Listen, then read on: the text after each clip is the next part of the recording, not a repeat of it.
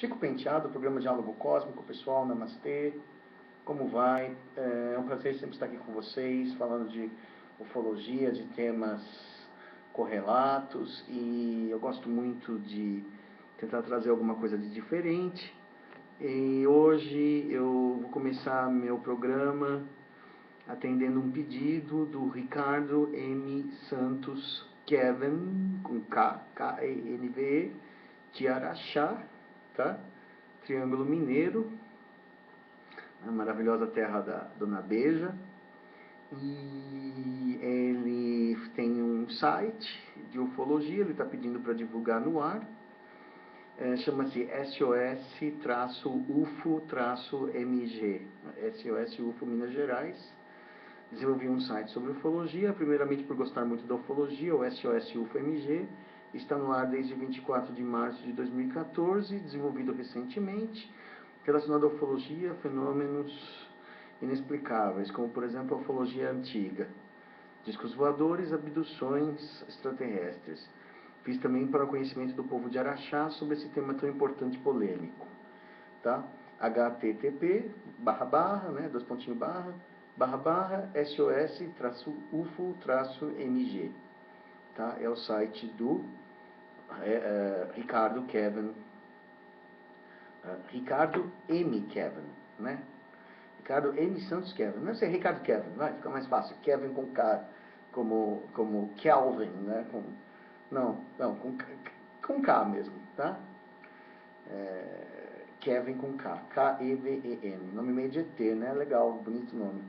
Tá bom, Ricardo? Então, é um prazer e eu vou iniciar meu programa anunciando conforme eu prometi. Tá bom?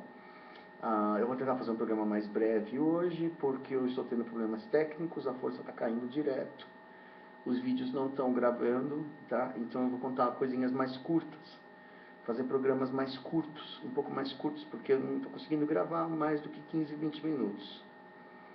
Tá? Eu não sei que porcaria que aconteceu aqui, desde que eu instalei o roteador, ele fica caindo toda hora, e ocorreu um problema, e eu não consigo gravar. Tá? Esse que eu vou falar hoje, eu peguei no site da CIPEX, C-I-P-E-X, CIPEX. Quem quiser entrar em contato é contato@phenomenum.com.br, e é um super mega clássico da ufologia antiga, muito antiga, que se chama Caso Vicente Lucindo. Esse caso Vicente Lucindo é do baú, ele é de 1939, tá? O Vicente Lucindo. O Vicente Lucindo foi... essa CIPEX também está copiando de um outro livro, que o trecho a seguir foi publicado: História do Ocultismo do século XX, Ciência e Futurologia, página 283 a 289, o relato do Sr. Lucindo. Vicente Lucindo era mineiro, faleceu em 1970, quer dizer, o caso dele foi em 1939, o ano que o Hitler invadiu a Polônia, nem televisão tinha, né, tudo era por rádio, e a família dele, o irmão dele mais o pai, eram mineiros mesmo no sentido literal da palavra, eles eram caras que mineravam, né? E acontece que nos anos 30, né, naquela época da Art Deco, e mesmo do movimento modernista também, usava isso, tinha uma moda em misturar cimento, quem vê casas dos anos 30 vê isso, misturar cimento com umas pedrinhas brilhantes, que são umas lasquinhas brilhantes que se chamam pó de mica. O pó de mica, ele é um brilhinho, umas lasquinhas de brilho, né? Parece umas casquinhas assim de, sei lá, o que parece aquilo, uma asa de uma libélula, entendeu? Assim, um negócio meio brilhante, entendeu? Assim, meio... reflete a cor do arco-íris, né? Quando bate o sol. E aquilo dava um brilho, geralmente era na moda usar um cimento bem escuro, bem cinza, né? Você vê isso em prédios dos anos 40, quem aqui no centro de São Paulo e tal, ou mesmo no interior você vê. E com aquelas pedrinhas de mica, quase todos estão pintados hoje em dia, você dificilmente encontra um no original, infelizmente, né? Mas tem a pedrinha, tinha o pozinho de mica, né? E hoje mesmo eu encontrei uma casa moderna que tinha parede com pó de mica, eu achei engraçado, eu falei, não é comum hoje em dia, né? Tá fora de moda, tá esquecido, mas algum arquiteto usou. E como era o boom do momento, aquele pó de mica, os caras, os mineiros, né, os escavadores estavam buscando uma coisa que estava no auge, estava sendo muita procura. E não achava o tal da pó de mica lá em Minas, estava difícil. E eles foram para uma montanha que era na Serra do Gordo, os dois irmãos mais o pai, buscar o pó de mica. Quando eles chegaram lá no acampamento, eles acamparam numa montanha que diziam ter esse mineral, e o Vicente Lucindo, que era o mais novo na época, dos irmãos, ficou encarregado de cozinhar. Não sei porque o mais novo tinha que cozinhar. E aí ele tinha o trabalho chato de descer até o rio, que era lá embaixo, pegar água e subir, pegar água e subir, pegar água e subir. Então, para fazer café da manhã, enquanto eles ficaram acampados ali, não estavam achando nada.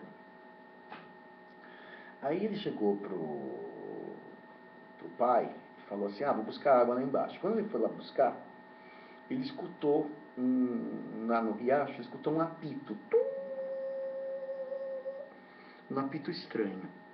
Esse apito era o barulho de como se fosse uma Maria-Fumaça, entendeu? Mas aqui num lugar totalmente fora de sentido, né?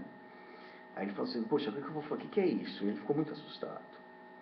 Depois ele começou a ver luzes se movendo na mata. Ele falou, pelo amor de Deus, tem garimpeiro aqui. E eles tinham muito medo uns dos outros, porque eles sempre achavam que um ia matar o outro, né? Porque afinal de contas era um gold rush, né? Era uma luta pelo ouro, uma luta pelos minerais. Vai saber se o outro garimpeiro ia ser legal com você, né? Então ele sentiu medo, ele pegou a espingarda. Ele pegou a espingarda e ficou olhando. Aí ele largou a lata d'água, esqueceu a água. Quando ele olhou para trás, ele viu dois homens saindo. Só que ele viu que não eram garimpeiros, ele imediatamente não atirou, ele teve a sabedoria de não atirar. Ele olhou e viu que eram dois homens com roupas prateadas. Eles eram homens muito brancos, eles eram homens com uma roupa totalmente prateada, né? E eles eram altos, tinham 1,80 m, né? E era uma roupa de malha, como se fosse um macacão desses que, né? E eles tinham uma coisa curiosa, que eles tinham uma aparência humana, mas eles tinham um brilho natural. Eles emanavam brilho, eles brilhavam, né? Ele falou assim, o que é isso, né? Ele não tinha, na época não se falava em ufologia, não se falava em disco voador, ele não pensou em ET, ele não pensou em nada, ele olhou para aquilo e não achou nada, ele não sabia o que achar daquilo, né? O que aconteceu é que ele percebeu já que existia a questão da telepatia. Os seres olhavam para ele e falavam assim, olha para nós. Ele olhava. E aí ele viu que atrás dos seres tinham um UFO mesmo, aquele clássico, dois pratos, né? Que eles definiam como dois pratos, ele nem sabia que aquilo chamava UFO, disco voador, né? E aí ele olhou e viu que debaixo do UFO, que já estava ali meio que se preparando para decolar, tinha uma escotilha, e ele se viu puxado para dentro, o famoso raio abdutor, né? Eles estavam comigo na terra, um dos seres pegou ele pelo braço. Foi suficiente, ele não precisou ser, ele não resistiu, ele simplesmente o outro pegou ele pelo braço, levou ele para baixo do UFO, sugou. E aí de repente ele se viu um laboratório. Aí foi aquela abdução bem clássica, embora não fosse um Grey, a abdução foi bem clássica. Ele tiraram a roupa dele, deixaram ele nu, fizeram um exame médico, né? Os ETs falaram para ele, não precisa ter medo, nós não vamos fazer mal, essa história a gente já conhece faz tempo. E falou assim, aliás, a gente não só não vai te fazer mal, como a gente ainda vai te fazer uma coisa muito boa para você e sua família. Quer dizer, eles prometeram uma compensação pela cooperação dele. Então tá, né? E ele, num ato contínuo disso daí, ele só lembra de que ele começou a ficar meio tonto, né? Ele estava nu, foi exposto a uma série de exames, né? Os famosos exames médicos de ET, que nunca, isso não falha, todo mundo passa por isso, né? Ele não sentiu medo, porque sentiu que eles estavam de boa. De alguma forma ele sentiu que não era perigoso, né? E no momento seguinte ele já se viu na barraca. Foi um passe de mágica, né? Como que teleportado. Na verdade, é missing time, apagaram a memória dele, né? E aí foi isso. Aí ele se viu numa barraca, já estava com o pai e o irmão, que já estavam muito preocupados, já estavam procurando por ele, achando que ele tinha morrido lá embaixo, porque a gente tinha matado ele, uma onça, um outro garimpeiro, sei lá. Aí falou, não, estava bem e tal. Ele falou, mas como é que você sumiu, né? Ele falou assim, não, eu adormeci lá embaixo. Falou lá uma besteira qualquer. E depois ele falou assim, ele tentou lembrar o que era que o ET tinha falado. Que ele falou, eu vou fazer uma coisa muito boa por você. Mas ele não lembrava qual era a coisa muito boa, né? E ele passou a noite inteira tentando lembrar qual era a coisa muito boa, qual era a coisa muito boa, qual era a coisa muito boa. Até que chegou numa hora, lá já pelo amanhecer, ele já estava meio dormindo, meio acordado, naquele estado meio hipnótico, né? Onde ele lembrou que o ET falou. Do outro lado da montanha, na mesma altura que vocês estão, existe uma rocha. A 10 metros à direita dessa rocha, escave 30 metros, e você vai encontrar Malacacheta. Falou, Malacacheta? Ele até falou uma palavra sem sentido, mas ele entendeu que ele estava se referindo a Mica, que era como ele chamava Malacacheta, por qualquer motivo. Aí ele falou assim, como é que eu vou falar para os meus irmãos que eu passei por isso? Não tinha nem tinha nexo para falar. Hoje em dia você falaria, eu sou abduzido, as pessoas até poderiam achar engraçado, mas até entenderiam o que se trata. Ele não tinha como explicar aquilo. O que ele fez?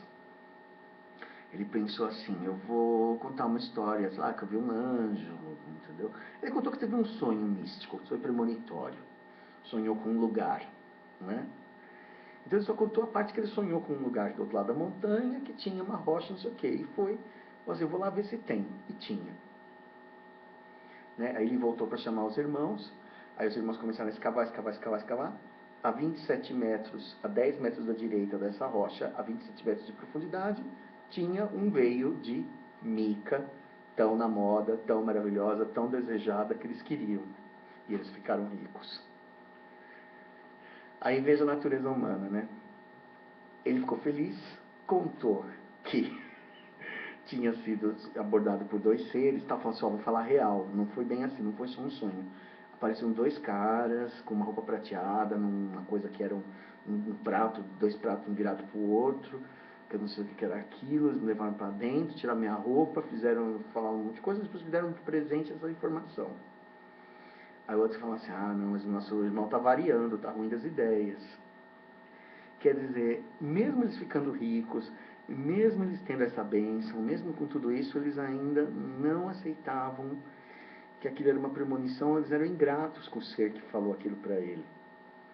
Né? Então ele falou assim, eu nunca mais quero passar por essa situação, esse perrengue de falar a verdade para as pessoas. E ele ficou quieto por muitos anos sobre isso.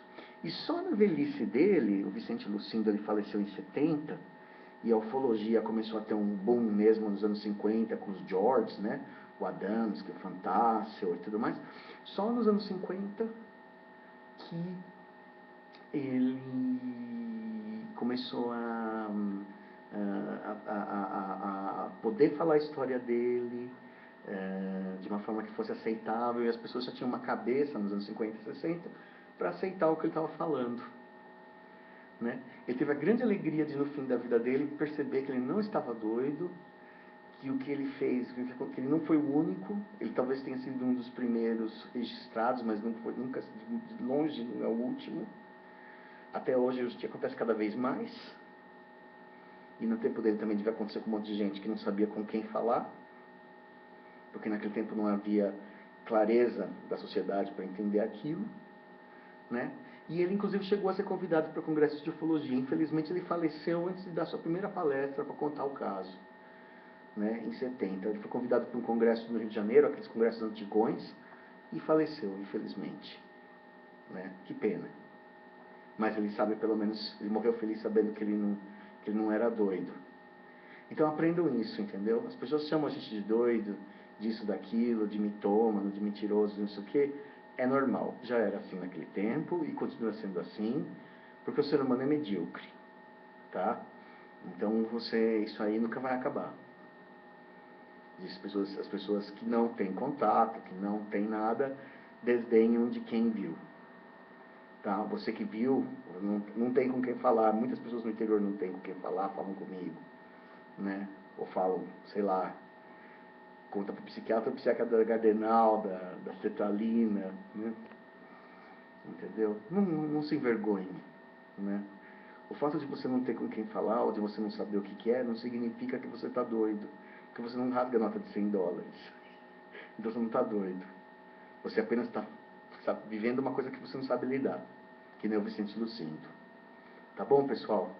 Vou cortar esse diálogo cósmico aqui curto, porque infelizmente eu estou tendo muitos problemas técnicos.